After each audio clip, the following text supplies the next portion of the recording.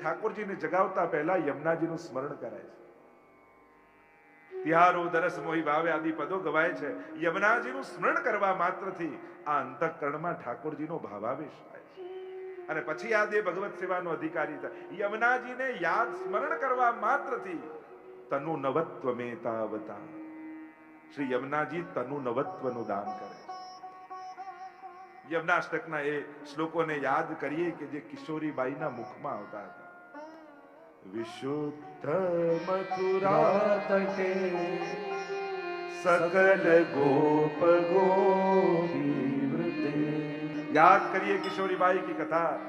હું તો કહું યમુનાજીના ગુણગાન કિશોરીબાઈની કથા વગર અધૂરા છે. कैसी कृपा यमुना जी ने उन पर की. નાનપણમાં મા બાપે સંસ્કાર આપ્યા, યમુનાષ્ટકનો પાઠ શીખવાડ્યો. રોજ યમુનાષ્ટકનો પાઠ કરે. સમય બદલાયો, માતા પિતાનું અવસાન થયું, થોડા મોટા થયા, શીતળા નીકળ્યા ને આંખોય જતી રહી, શરીર કૃશ થઈ ગયું,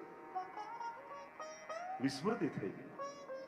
આખો યમુનાષ્ટકે યાદ નથી ને હવે તો અડધો શ્લોક યાદ છે. ખાટલામાં બેઠા હોય ખૂણામાં ઘરમાં અને આ અડધા શ્લોકનો અખંડ પાઠ કરે. વિશુદ્ધ મથુરા તટે સકલ ગોપ ગોપી વ્રતે કૃપા જલધિશન શ્રિતે મમ મન સુખમ ભાવે. અખંડ 24 કલાક. રોજ બાજુના ગામમાંથી બહેન આવે, પરણી ગઈ હતી અને બધી ચાકરી કરી, ભોજન કરાવી અને બધું રસોઈયાદી બનાવી, ભોજન કરાવીને પાછી પોતાના ઘરે જાય. પણ હવે આટલો લાંબો સમય થયો તો ચાકરી કેટલા સમય સુધી કરવી? હવે તો બહેને કંટાળી અને કહેવા લાગી, કિશોરી હવે તારું જે થવું હોય થાય, કાલથી હું નહીં આવું. પણ આમનો તો યમુનાજી પરનો વિશ્વાસ, જેવી યમુનાજીની ઈચ્છા, જેવી યમુનાજીની કૃપા. બહેન તો ચાલ્યા.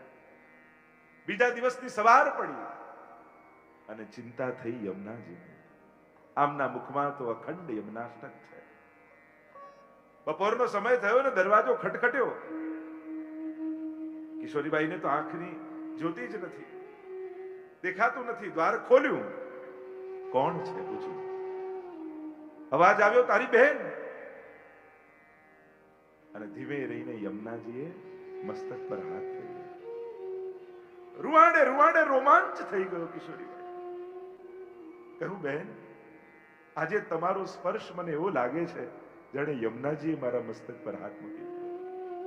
યમુનાજી કહે, અરે યમુનાજી કોઈ આવતા હશે, ચાલ ચાલ મારે ઘરનું કામ બાકી છે, ચાલ બેસી જા, મારે કામ કરવું છે. અને યમુનાજી એનું ઘર ચોખ્ખું કરે, એના માટે રસોઈ સિદ્ધ કરે, થાળીમાં ભોજન લઈ એક એક કોળીઓ લઈ કિશોરીબાઈના મુખમાં પધરાવે. અને આ તો બેઠા બેઠા વિશુદ્ધ મથુરા તટે સકલ ગોપ ગોપી વૃતે કૃપા જલધિશન શ્રિતે મમ મન સુખમ. અડધા શ્લોકનો પાઠ કરે.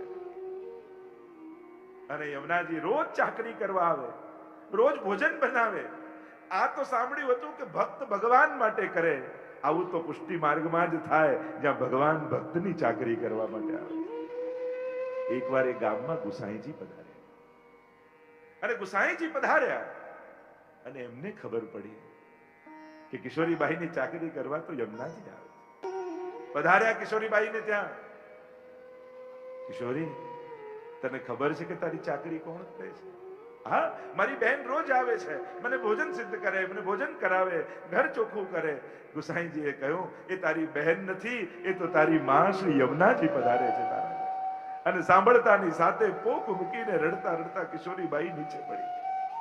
અરે, મારા દેહ માટે મેં આવો શ્રમ કરાવ્યો યમુનાજીને, એના કરતા તો દેહ પડી ગયો હોત તો સારું થાય. ગુસાઈજી કહે, આ તો યમુનાજીની અહેતુકી કૃપા છે.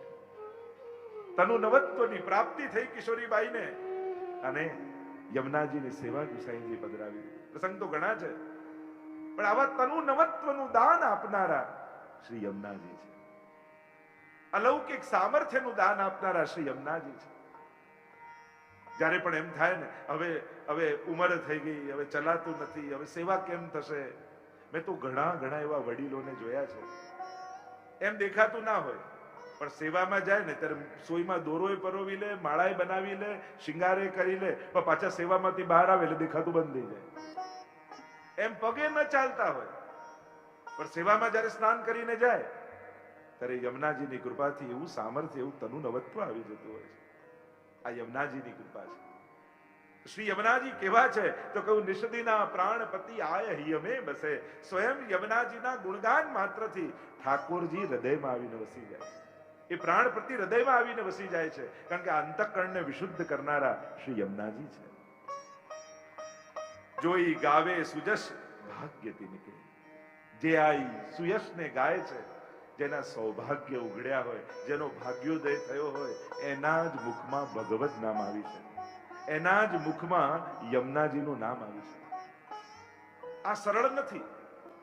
ઠાકોરજીનું નામ મુખમાં આવવું એ સરળ નથી. અસવામાં કહેતા ને કે કોઈ છેલ્લી ઘડીએ અંતિમ શ્વાસો ગણતા હતા, એટલે પેલા કહ્યું કે બાપુજી રામ નામ બોલો. ત્યારે પેલું એટલું બોલ્યા, તું જે કહે છે નથી નીકળતું, આટલું બોલીને ગુજરી ગયા, પણ રામ ન નીકળ્યું. આ જીવનમાં ભગવદ નામ મુખમાં આવવા માટે કેટલા પુણ્યો જોઈએ, સત્કર્મો જોઈએ, ભક્તિ જોઈએ, ત્યારે ભગવદ નામ મુખમાં આવે. આ સાધારણ ઘટના નથી. તો જોઈ ગાવે સુજસ ભાગ્ય તિનકે. જે આ યશ ગાઈ શકે છે, આપણે કેટલા બધા મહદભાગી છીએ કે યમુનાજીના ગુણગાન ભેગા મળીને કરી રહ્યા છે. કારણ કે યમુનાજીના ગુણગાન અનેક પ્રકારથી અનંત ગુણભૂષિતે શિવ વિરંચિતે વસ્તુતે કેટલા ભગવદીઓએ ગુણગાન કર્યા, અને ગુણગાન કરવા માત્રથી દુર્લભ પ્રભુની લીલાને પામી ગયા. નયનન પ્રગટ લીલા દિખાવે. આપણે ત્યાં પ્રસંગ ઘણા બધા છે, તેનું ચરિત્રમાં જતો નથી, પણ યમુનાજીના તટમાં મહાપ્રભુજી સમજે આજ્ઞા કરે છે. 3 પ્રકારના પક્ષીઓ છે: શુક, મયુર, હંસા દિવી. તરંગ ભુજકંકણ પ્રકટ મુક્તિકા વાલુકા નિતંબ તટ સુંદરી નમત કૃષ્ણ તુર્ય પ્રિયામ. યમુનાજીના તટ ઉપર આ 3 પ્રકારના પક્ષી છે: શુક, મયુર અને હંસ. આ શુક કોણ છે? જો આ 3 પ્રકારના પક્ષીની વાત શ્રી મહાપ્રભુજીએ કરી યમુનાષ્ટકમાં, કે તટ ઉપર કોણ સેવન કરે છે યમુનાજીનું. શુક મયુર હંસા દેવી. શુક એટલે વાચિક સેવા, મયુર એટલે કાયિક સેવા, અને હંસ એટલે માનસિક સેવા. જો શુક બોલીને પ્રસન્ન કરે ને, શુકને સંસ્કૃતમાં કહેવાય કીર, અને આપણે ત્યાં ભગવદ ગુણગાન કરનારાઓને કહેવાય કીર્તનયા, એટલે શુકના વંશજ. કારણ કે સુખદેવજી પાસે તો 7 જ દિવસ હતા, અને દિવસ એકાર્ધની ઉત્તરા કુંવર પ્રતિ વ્યાસ નંદન વિશે બાકી. એકાદ દિવસની લીલા જ સુખદેવજી ગાઈ શક્યા, સમય જ નથી. અને એમાં પણ રાસલીલામાં પ્રશ્ન કરી દીધો પરીક્ષિત મહારાજે કે આ રીતે ઠાકોરજી રાસ કેમ કર્યો, એટલે એની આગળની કથા કહી જ નહીં. અને એટલા માટે એ કથા રહી ગઈ. એક અષ્ટછાપના કીર્તન દ્વારા, અષ્ટ સખાઓ દ્વારા પ્રગટ કરી એ બધી જ લીલાઓને ગાઈ છે. શુક એટલે વાચિક સેવા, મયુર એટલે કાયિક સેવા, પાંખ ફેલાવીને નૃત્ય કરે ને મયુર, એ કાયિક સેવા, અને હંસ જાને મનમાં ધ્યાન ધરતો એ માનસિક સેવા. તો આ શુક આદિ ગાન કરે છે. જ્યારે જ્યારે યમુનાજીના તટ પર જાઓ ત્યારે કેવલ પૂજન કરવામાં એટલા વ્યસ્ત ન થઈ જતા કે યમુનાજીના તટનો આનંદ ન લઈ શકે. ઘણીવાર આપણે વિધિ વિધાનમાં એટલા બધા વ્યસ્ત થઈ જઈએ છે ને. એક વસ્તુ યાદ રાખો, જેમ ક્યાંક અગ્નિ સળગતો હોય, એની પાસે જાઓ તો ગરમી લાગે ને, ગરમી માંગવી ન પડે, ગરમી લાગે. બરફની પાટ પડી હોય, બાજુમાં જઈને બેસો તો ઠંડક લાગે, માંગવું ન પડે, એનો પ્રભાવ છે. એમ યમુનાજી મૂર્તિમંત ભક્તિ રૂપા છે. મહાપ્રભુજીના શબ્દોમાં કહું, ભક્તિ હેતુસ્તુ યમુના. ભક્તિનો વહેતો પ્રવાહ એ યમુનાજી છે, અને ભક્તિનો જામેલો પ્રવાહ એ ગિરિરાજજી છે. પેલું ઘનીભૂત સ્વરૂપ છે, દ્રવીભૂત સ્વરૂપ છે. એટલે સાક્ષાત ભક્તિ વહી રહી છે યમુનાજી રૂપે. તટમાં બેસી અને યમુનાજીના ગુણગાન કરવું, એ ગુણગાન કરવા માત્રથી અહીંયા કહ્યું કે પ્રાણ નિષદિના પ્રાણપતિ આય હિયમે બસે. એ ગાવા માત્રથી ઠાકોરજી તમારા હૃદયમાં આવીને બિરાજી જશે, તમારી સન્મુખ આવીને ઉભા રહી જશે. એવું મહાત્મ્ય યમુનાજીના ગુણગાનનું છે. આપણે પૂજન કરીએ છીએ, નિશ્ચિત વાત છે. જો એ જ ત્યાં વિશ્રામ ઘાટે કે ઠકરાણી ઘાટે જાઓ ત્યારે તમે પૂજન કરો છો, એ જ યમુનાજીના લોટીજી ઘરે બિરાજતા હો તો તમે એમ કહો અમારી સેવામાં યમુનાજી છે, અમે યમુનાજીની સેવા કરીએ છીએ. ત્યાં પૂજા, અહીંયા સેવા. કારણ કે ત્યાં વ્રજના દેવી પણ યમુનાજી છે. અધિષ્ઠાત્રી છે યમુનાજી વ્રજના. એટલે જ જ્યારે વ્રજયાત્રા શરૂ થાય, લીલી પરિક્રમા, ત્યારે સૌથી પહેલા વિશ્રામ ઘાટે હાથમાં યમુનાજી લઈ અને નિયમ લેવામાં આવે. એ ખરેખર નિયમ નથી, પણ યમુનાજીની આજ્ઞા લઈએ છે કે આપ આજ્ઞા આપો તો જ અમારો વ્રજમાં પ્રવેશ થાય. ફરીને તો ઘણા આવી જાય છે, પણ વ્રજનો આસ્વાદ લઈને તો કોઈ ભાગ્યશાળી જ આવે છે. વ્રજ એ કોઈ ઐતિહાસિક જગ્યા નથી, વ્રજ એ લીલા ભૂમિ છે. ત્યાં ઇતિહાસ ગોતવા ન જતા. ઐતિહાસિક જગ્યા કોને કહેવાય? જ્યાં બધું ઘટ્યું હોય અને એના ચિહ્નો હોય એને ઐતિહાસિક જગ્યા કહીએ. પણ અહીંયા તો લીલાઓ આજે પણ ચાલી રહી છે. એટલે વ્રજ ઐતિહાસિક સ્થળ નથી, એ લીલા સ્થળી છે કે જ્યાં આજે પણ અખંડ પ્રભુની સર્વ લીલાઓ નિરંતર ચાલી રહી છે. આજે પણ રોજ ઠાકોરજી મહારાસ કરીને યમુનાજીમાં પધારે છે, પોતાના શ્રમજલ પધરાવે છે. આજે પણ ગાયો લઈને નિત્ય ઠાકોરજી યમુનાજીના તટ ઉપર આવે છે. આજે પણ પનઘટ આદિ એ સર્વ લીલાઓ યમુનાજીના તટ પર થઈ રહી છે. એટલે એ પ્રગટ લીલા ભૂમિ છે. તેવું શ્રી યમુનાજીનું મહાત્મ્ય. ત્યાં જ્યારે બેસો ત્યારે યમુનાજીના લીલાના સ્મરણ કરો, ગુણગાન કરો. અને જ્યારે ગુણગાન કરશો ત્યારે નિશ્ચિત કહું છું, સાક્ષાત યમુનાજીનો કોઈ ને કોઈ પ્રકારથી તમને અનુભવ થશે જ. આજે પણ ગિરિરાજજી અને યમુનાજી તો પ્રગટ રૂપે બ્રજમાં બિરાજે છે, પ્રગટ બિરાજે છે. અને એવા કેટલા પ્રસંગો આજે પણ વૈષ્ણવ આવીને વર્ણન કરતા હોય, મને આવો અનુભવ થયો, મને યમુનાજીનો આવો અનુભવ થયો. યમુનાજી સાક્ષાત છે. તો જોઈ ગાવે સુજસ ભાગ્ય તિનકે, જે આ જસને ગાય. કારણ કે યમુનાજીનું ભૂતલ પર આવવાનું મૂળ કારણ જ આ લીલાથી વિખૂટા પડેલા જીવને ફરી લીલામાં અંગીકાર કરાવવા. એ પધાર્યા જ છે એટલા માટે. નેહ કારણ શ્રી યમને પ્રથમ આવી. યમુનાજી ભક્તોમાં પ્રેમને કારણે તો આવ્યા છે. એમ પ્રસંગ લીલાનો કહીએ છે ને કે એકવાર બધા જ વ્રજ ભક્તો મળીને યમુનાજી પાસે આવ્યા નિત્ય લીલામાં અને વિનંતી કરી કે રોજ તો રાસમાં અધિષ્ઠાત્રી સ્વામીજી હોય છે, આજે અમારો એવો મનોરથ છે કે આજે રાસના અધિષ્ઠાત્રી હે યમુનાજી આપ બનો અને આપ અધિષ્ઠાત્રી બનો અને મહારાજ થાય. પણ યમુનાજીએ કહ્યું કે સ્વામીજીને ખબર પડશે તો નારાજ થશે. અરે સ્વામીજી તો નિકુંજમાં બિરાજેલા છે, ખબર પણ નહીં પડે અને અહીંયા રાસ પણ થઈ જશે. અમારા સર્વ ગોપીજનોનો મનોરથ એવો છે કે આજે રાસના અધિષ્ઠાત્રી આપ બનો. વિનંતી કરી ગોપીજનોએ, યમુનાજીએ સ્વીકારી અને મહારાજ ઠાકોરજી સાથે પ્રારંભ થયો. પખાવજ વાગે છે, વીણા વાગે છે, સુંદર સ્વરાવલીઓ રેલાઈ રહી છે, નુપુરના ઝડકાર ગુંજી રહ્યા છે, ધૂળની ડમરીઓ ઉડી રહી છે. અને આ રણકાર પહોંચ્યો સ્વામીજીની નિકુંજમાં અને થયું આ સ્વરાવલીઓ તો રાસની છે અને મારા વગર પ્રભુ રાસ કરી રહ્યા છે. કોપાયમાન થયા સ્વામીજી, દોડતા દોડતા આવ્યા. એટલામાં કોઈ ગોપીએ સમાચાર આપ્યા, આ રાસમાં કહ્યું, હે યમુનાજુ, સ્વામીજી પધારી રહ્યા છે અને કોપાયમાન થયા છે. અને સ્વામીજી કોપાયમાન છે એ સાંભળીને બધા ડર્યા અને ડર્યા બધા વ્રજભક્તો જેટલા હતા એ ફૂલનું રૂપ ધારણ કરી માળા બની ઠાકોરજીના કંઠમાં બિરાજી ગયા અને યમુનાજી જલ પ્રવાહ સ્વરૂપે વહેવા લાગ્યા. અને જ્યાં દોડતા એ સ્વામીજી પધાર્યા, જુએ તો એકલા ઠાકોરજી વેણો લઈને ઠાડા છે અને આજુબાજુ કોઈ નથી. પ્રભુ, મારા વગર રાસ થઈ રહ્યો હતો? ના, હું તો એકલો ઉભો છું. અરે ના પ્રભુ, હજી રણકાર ગૂંજી રહ્યો છે, ધૂળની ડમડીઓ ઉડી રહી છે, નિશ્ચિત મારા વગર મહારાજ થઈ રહ્યો હતો. યમુનાજી ચારે બાજુ સ્વામીજી જોવા લાગ્યા અને દ્રષ્ટિ પડી ઠાકોરજીના કંઠમાં રહેલી ફૂલની માળા ઉપર. થયું કે આ તો વ્રજભક્તો છે અને જ્યાં માળા પકડી ત્યાં તૂટ પડી મોતીનકી માલા અને માળા તૂટી અને લીલાના જીવો ભૂતલ પર પડ્યા.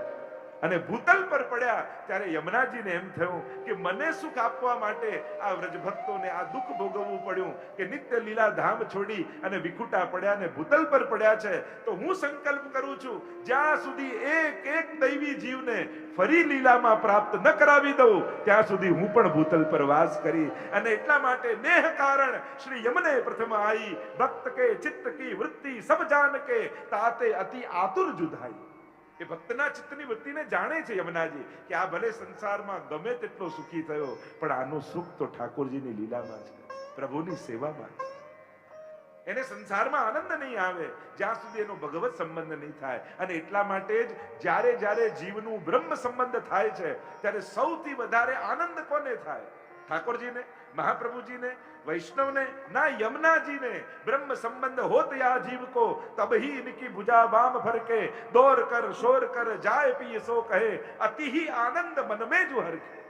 ભાગતા ભાગતા ભાગતા જ્યારે જીવનું બ્રહ્મ સંબંધ થાય ને એટલે યમુનાજી મૂકે દોટ અને દોટ મૂકતા મૂકતા ઠાકોરજી પાસે નિકુંજમાં પધારે. પ્રભુ અને સ્વામીજી બિરાજ્યા હોય અને ત્યાં આવીને વિનંતી કરે કે પ્રભુ, લીલામાંથી વિખૂટી પડેલી એક સખી ફરી લીલામાં આવી રહી છે, ફરી એનો ભગવત સંબંધ થયો છે, ફરી એનો લીલામાં સ્વીકાર થયો છે. અને પ્રત્યેક જીવના બ્રહ્મ સંબંધની વધાઈ ઠાકોરજીને યમુનાજી આપે. આવો ભાવ આપણે ત્યાં બતાવ્યો. એટલે જ કહું કો જોઈ ગાવે સુજસ ભાગ્ય તિનકે और ये ही जग में सार कहत वारंवार सबन के आधार और धन निर्धनम के. જગતમાં આજ સાર છે. જ્યાં સંસારનો સાર શું? આપણે શું કે સંસાર તો નિસ્સાર છે. જેમ પાણીને ગમે તેટલું મથો એમાંથી થોડી માખણ નીકળવાનું છે, કાંઈ થવાનું નથી. માટીને જોરથી પકડો મુઠ્ઠીમાં, એમ મારી મુઠ્ઠીમાં ક્યારે એ સરી જશે ને રેતી ખબર નહીં પડે. સંસાર એવો જ છે, નિસ્સાર છે. માણસ આખી જિંદગી મહેનત કરી કરીને ખપાઈ જાય તો છેલ્લે ઘરના લોકો શું, તમે અમારા માટે કર્યું શું છે? આ તો તમારી ફરજ હતી. ત્યારે માણસને એમ થાય આ દોડી દોડીને છેલ્લે હાથ સાંભળવાનું. પણ સંસાર આવો જ છે. સંસારને સમજી જશો ને તો એમાંથી મન આપમેળે ઉઠી જશે. સંસાર કોઈનો થયો નથી, કોઈનો થયો નથી. ભગવાને આ દુનિયામાં કોઈને પણ એટલા મહત્વના બનાવ્યા જ નથી કે એના જવાથી ભગવાનનું કામ અટકી જાય. કોઈ એટલું ઘણી વાર આપણે આ નહીં રહે તો સંસ્થા કેમ ચાલશે, આ નહીં રહે તો સમાજ કેમ ચાલશે, આ નહીં રહે તો દેશ કેમ ચાલશે, આ નહીં રહે તો આપણી પ્રવૃત્તિ કેમ ચાલે. કોઈ નાથી કઈ અટકતું નથી. જે ભગવાનના નિર્ધારિત કાર્યો છે એ કોઈ ભગવાને દુનિયામાં કોઈ એવો વ્યક્તિ નથી મહત્વનો બનાવ્યો કે કોઈ વ્યક્તિના જવાથી ભગવાનના કામો રોકાઈ જાય. એ તો પ્રભુ કોઈને ને કોઈને સામર્થ્ય આપી અને એના કાર્યો પાર પાડી જ લેતા હોય. આપણે ભલે એમ ઘરમાં કે અમે નહીં રહીએ ને ત્યારે ખબર પડે છે ઘર કેમ ચાલે છે. એ બધા જ જતા રહે છે ને એના ગયા પછી વધારે ઘર સારા ચાલતા હોય છે. આ જ નડતો હોય છે બધા. એટલે કોઈનાથી કઈ અટકતું નથી હોતું. આ તો બધું ચાલતું હોય છે. આ તો આંગળી આ પાણીમાં નાખવા જેવું છે. પાણીમાં તમે આંગળી નાખો તમને કેવો ખાડો પડી ગયો, પણ જ્યાં આંગળી કાઢો ક્યાં ખાડો ભરાઈ જાય ખબર ન પડે. બસ આ સંસાર આવો જ છે. તમે તમારી જાતને મહત્વના માનો છો, આ તમારી કલ્પના છે. તમે મહત્વના નથી. આ તો ચલાવનારો ભગવાન છે. અને પ્રભુ પેલા કઠપુતળીના ખેલ થાય ને ક્યારે કોને પાડી દે ને કોને જીતાડી દે, તો કઠપુતળી વાળાના હાથના ખેલ હોય છે. આપણને આપણું સામર્થ્ય લાગતું હોય, આપણી બુદ્ધિ લાગતી હોય ને આપણું સમજણ લાગતી હોય કે મારા જેવો હોશિયાર કોઈ. ઘણા હોશિયાર લોકોને મેં દુઃખી થતા જોયા છે. એટલે હોશિયારીથી જ કેવલ સુખ આવે જરૂરી નથી. એટલે જ કહેવાય કે ભગવત ભજન કરજો, ભગવત આશ્રય રાખજો. પ્રભુ જ સર્વસ્વ છે. પ્રભુ સર્વ સમર્થ હોય તતો નિશ્ચિત તથૈવ તસ્ય લીલેતી મત્વા ચિંતામ ધૃતમ ત્યજેત. મહાપ્રભુજીના વચન છે, આ બધી એની લીલા છે. અને એટલે તો યેહી જગ મેં સાર. સાર શું છે? ભાથું કોને કહેવાય? જે ભેગું આવવાનું. આપણે આપણા જીવનમાં શેનું ભાથું બાંધ્યું? આપણે આખું જીવન ખપાવી એવું બધું ભેગું કર્યું જે ભેગું નથી આવવાનું. ભેગું કર્યું એને જ કહેવાય જે ભેગું આવવાનું હોય. જે રહી જવાનું હોય એને ભેગું કર્યું કહેવાય નહીં. આપણે આખી જિંદગી ખપાવીને કેવલ એ જ મેળવીએ છે જે મૂકીને જવાનું છે. અશોચ્યાનંદ શોચસ્ત્વમ પ્રજ્ઞાવાદાંશ વાસસે ગતાસુ ન ગતાસુ નાનુ શોચંતિ પંડિતા. ભગવદ ગીતામાં ભગવાન કહે છે ન શોક કરવાની વસ્તુનો તું શોક કરી રહ્યો છે. હે અર્જુન, તું એમ માને છે કે આ નથી મરવાના? તું મારીશ તો જ મરશે, તું છોડી દઈશ તો નહીં મરે. આ તારી કલ્પના છે. મેં નક્કી કર્યું છે એને કોઈ જીવાડી શકે એમ નથી, અને મેં નક્કી કર્યું કે આ નહીં મરે એને કોઈ મારી શકે એમ નથી. આ દેહ તો મરવાનો જ છે. હું તને યશ અપાવું છું નિમિત્ત બનાવીને. કે આ તે યુદ્ધ જીતાડ્યું, દુનિયાની આગળ મેં અરે આ મૂકવું છે. એટલે ભગવાન આપણને યશ અપાવતા હોય છે, કરનારા તો એ જ હોય છે. પ્રત્યેક સફળતા એ ઈશ્વર પ્રદત્ત છે, પણ હા, આપણો ચહેરો આગળ મૂકી ભગવાન આપણને યશ અપાવતો હોય છે. એટલે જ્યારે જ્યારે જીવનમાં સફળતા આવે ત્યારે પ્રભુને વંદન કરવા જજો. પ્રભુ, તારી ખૂબ કૃપા છે, તું મને યશ અપાવી રહ્યો છે. કરનારો તું જ છે. હું જાણું છું કે મારામાં એટલું સામર્થ્ય નથી કે આ કાર્યો મારાથી થાય. મારી અસમર્થતા માટે હું સભાન છું, પણ એ માટે પણ સભાન છું કે તારી કૃપા મારા ઉપર છે, પ્રતિપલ મને દેખાઈ રહી છે. તો સાર, જગતમાં સાર શું, જીવનનો સાર શું? તો યહી જગ મેં સાર. આ જગતમાં આવ્યા છો, માનવ દેહ મળ્યો, વૈષ્ણવ કુળમાં જન્મ થયો છે, તો સારને પકડી લેજો. અને ભક્તિ માર્ગમાં કોઈ સાર હોય તો એ શ્રી યમુનાજી છે. જેણે યમુનાજીનું નામ પકડી લીધું, જો યમુનાજીનું નામ ચાવી જેવું છે. મોટું ઘર હોય, ઘરથી નાનો એનો ઓરડો હોય, ઓરડાથી નાનો એનો દરવાજો હોય, દરવાજાથી નાનું એની સાંકળ હોય, સાંકળથી નાનું એનું તાળું હોય, તાળાથી નાનું એની ચાવી હોય. પણ ચાવી આપણા હાથમાં જાડું. ઘર મારી પાસે છે, તારી પાસે તો ચાવી છે, પણ ચાવી જેની પાસે હોય એને આપણે એમ કહીએ કે ઘર મારા હાથમાં છે, ઘર મારા પાસે છે, ઘર મારા કબજામાં છે. એમ જ યમુનાજીના નામની ચાવી જેની પાસે છે, તો આખું ગોલોક ધામ એની પાસે છે. કારણ કે યમુનાજીનું નામ એ ભગવત ધામની ચાવી છે. કારણ કે શ્યામ સુખધામ જહાં નામ ઇનકે, શ્યામનું સુખધામ ત્યાં છે જ્યાં એનું નામ છે. એટલે બીજું કાંઈ નહીં, તો ચાવી તમારી પાસે રાખજો. યમુનાજીના નામના મેં ગઈકાલે પણ કહ્યું હતું, બધાએ એક યમુનાષ્ટકનો નિયમ તો બધાએ આ કથામાં લેવાનો જ છે, ખાસ ભાઈઓએ, અને ફરજિયાત છે. એટલે આ તો બધાએ જો કહ્યું ભાઈઓ માટે, તાળીઓ બહેનોએ પાડી. તમારા આત્મોદ્ધારની ચિંતા આ લોકોને કેટલી હોય છે. પણ હું તો કહું કે એ લોકો નસીબ વાળા છે જે તૈયાર થઈને ઉતાવળા ઓફિસે જતા હોય, અને એના ઘરમાં કોઈ એક એવું પાત્ર હોય કે જે પાછળથી અવાજ લગાવે કે સાંભળો, આજે એકાદશી છે, દંડવત કરીને તો જાઓ. જો આવો અવાજ તમારા ઘરમાં આવતો હોય ને, તો તમારાથી મોટો કોઈ ભાગ્યશાળી નથી.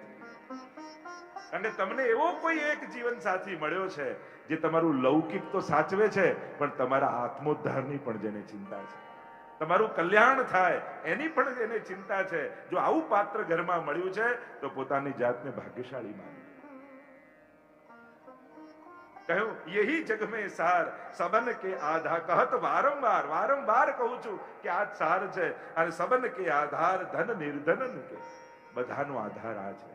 જેમ ભક્તનું હૃદય કમળ, આજે કમળ ખીલવું હોય તો આધાર કોનો જોઈએ? જલનો. જલનો આધાર હોય તો કમળ ખીલે.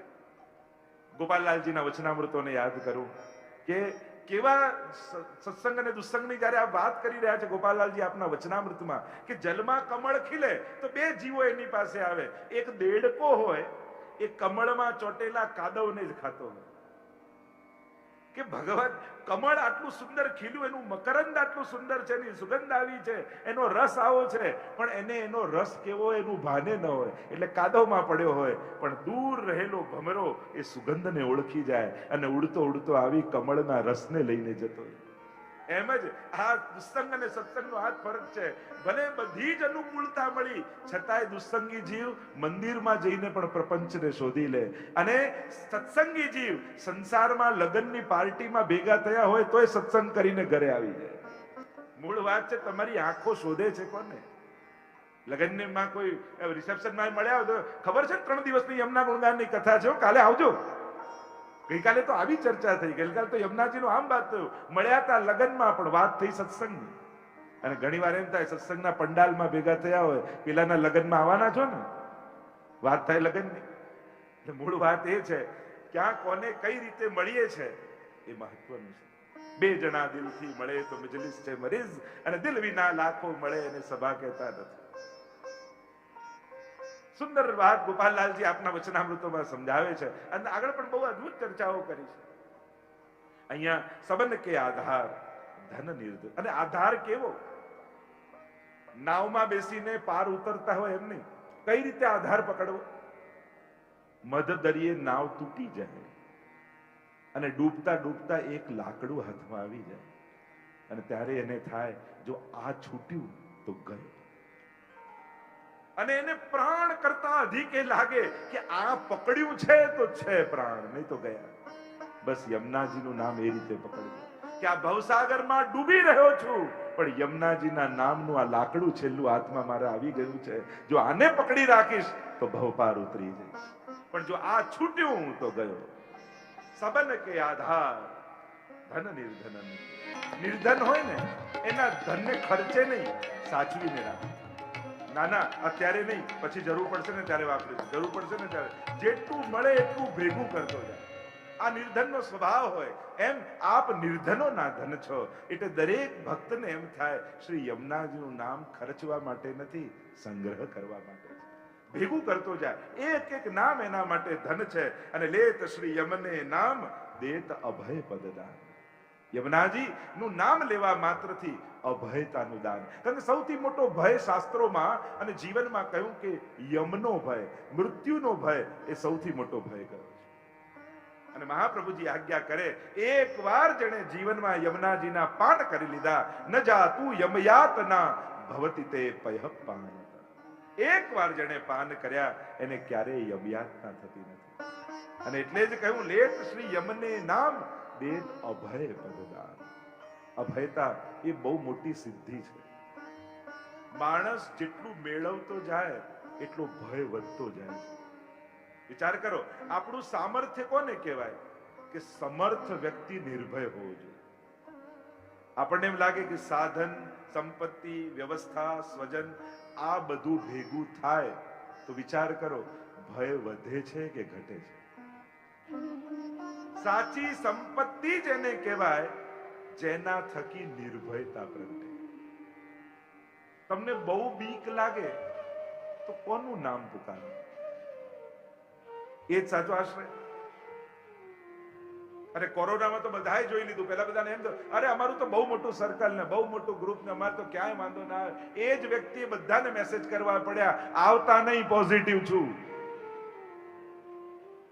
જેણે પોતાના સર્કલ માટે, સત્તા માટે, સ્થાન માટે, ઓળખાણ માટે, સમજણ માટે જે બહુ આમ મદ હતો કે ના આપણને કોઈ ચિંતા નથી, આપણે તો આટલા બધા લોકોને ઓળખીએ છીએ, એ જ ઓળખીતાને આવવાની ના પાડવી પડે. અને એટલા માટે વિચારવાનું એ લેત શ્રી યમને નામ દેત અભય પદ. આ જીવનમાં અભયતા પામવી એ બહુ મોટી સિદ્ધિ છે. ગમે તેને આ અભયતા નથી મળતી.